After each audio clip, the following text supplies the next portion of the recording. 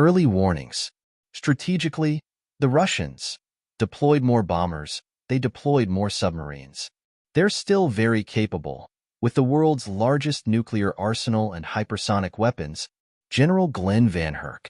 Following my remarks in Milwaukee, linked below, I drove to Toronto, Canada for the McKinsey Institute's special conference on Guarding the North, Canada's Strategic Arctic Future.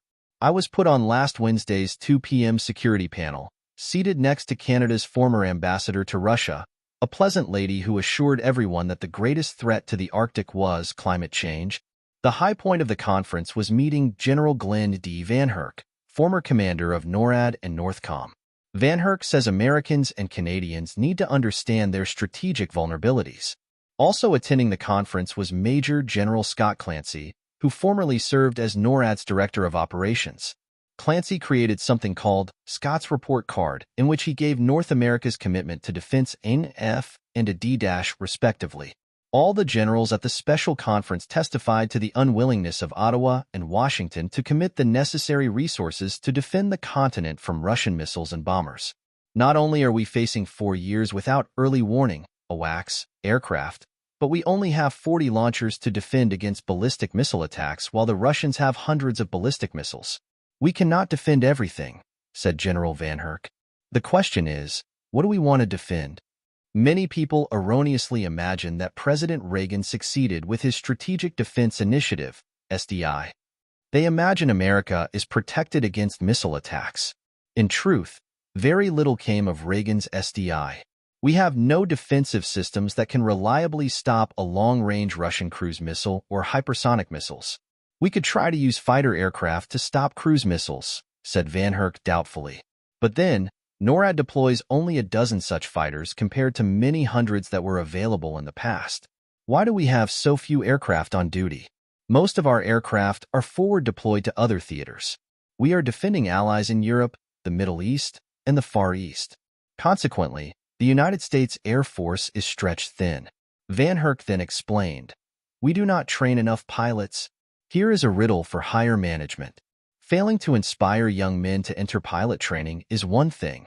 Openly discouraging those who would otherwise like to fly is another." Since 2021, the Pentagon drove more than 8,000 servicemen out of the military for refusing to take a vaccine that the government said was safe and effective. How many of the 8,000 were pilots? There is also the obnoxious integration of left-wing ideology into military education. What sensible young man would voluntarily subject himself to anti-American and outright Marxist indoctrination, i.e., critical race theory, radical feminism, etc.? Furthermore, the COVID vaccine was, if anything, an ideological litmus test. Insofar as Americans are political, the left believed in the jab because they believe in big government. The right distrusted the jab because they distrust big government. If the administration wanted a left-of-center military where old wounds could be reopened, with guilty confessions of racism from whites and reparations for blacks, they stumbled upon an effective means for purging right-wing servicemen. But in that purge lies a shortage above and beyond an already growing volunteer deficit. From this we can see that American and Canadian policymakers are inconsistent in their rhetoric concerning national security. The same government that is assisting Ukraine against Russia will not protect its own homeland against Russian missiles. And so, Moscow threatens America's homeland directly when Ukraine resists. Cut off the assistance to Ukraine and your homeland will be safe, says Vladimir Putin. General Van Herk told his Canadian listeners that there are no good outcomes in the Ukraine war. It is disastrous, he said, if Russia wins the war. But if we prevent Russia from winning, they have the option of directly attacking the American homeland. In his Wednesday night speech, General Van Herk questioned Canada's urgency on Arctic defense, saying that Prime Minister Trudeau has promised to buy jet fighters and submarines, but there's not a history of taking those actions. The politicians make promises to improve the situation, but nothing happens. Our defense capabilities shrink from year to year. There is no sense of urgency, for the most part, from the leadership of the Government of Canada, he said. It is easy to say we're going to buy F-35 fighter jets, we're going to buy submarines. But with that comes a lot of requirements to build infrastructure, set up logistics pipelines, set up training pipelines. And my question is Canada ready for that? Why should Canada do its fair share when the United States is so behindhand in modernizing its strategic deterrent? Ottawa is one side of the problem while Washington is the other. And while we continue to sit on our hands, says Van Herk, China will possess Russia's strike capabilities in 6 to 8 years. I could not resist asking the general what he thought of a combined Russian and Chinese attack on America. Van Herk doubted we could prevail in such a conflict. He sincerely hoped the two countries would not join forces against us.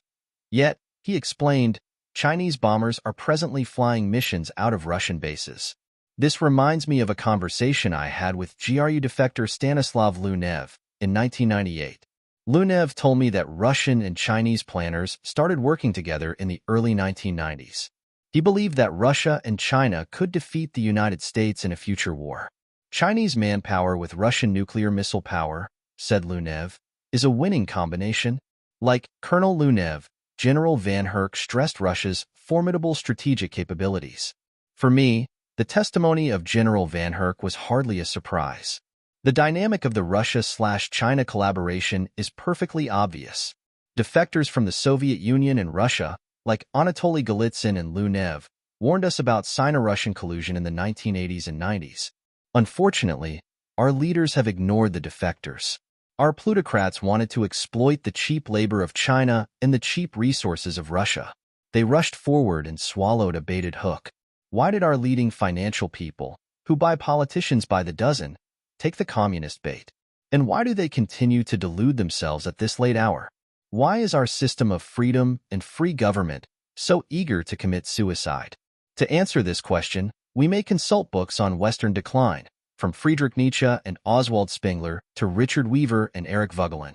One should, as well, meditate on the suggestive insights of Henry Adams, Joseph Schumpeter, Vilfredo Pareto, Gustav Le Bon, Carl Jung, and Jacob Burckhardt. In books by these writers, our worst fears for the future are analyzed.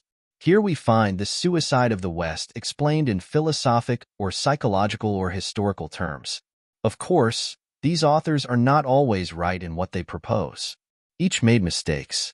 For example, I do not agree with Nietzsche's immoralism, or Spengler's fatalism, or Weaver's Southern agrarianism, or Eric Voegelin's claim that modern ideologies are Gnostic. Yet, if we drain away the dross to find the gold, we will begin to see what went wrong with our civilization, though few are ready to see the truth. There are valuable insights in Nietzsche, intriguing parallels in Spengler, philosophic antidotes in Weaver, and even Voegelin's use of the term Gnostic may be turned to account as a specialist metaphor for grasping the dishonesty and murderous ambition of the totalitarians. In conclusion, the generals of NORAD have given us a kind of early warning. Defectors gave us an earlier warning 30 years ago. Great writers of the 19th and 20th centuries gave us the earliest warning of all. But just as men did not heed the great thinkers and ignored the defectors, it is safe to say they will also ignore General Van Herk.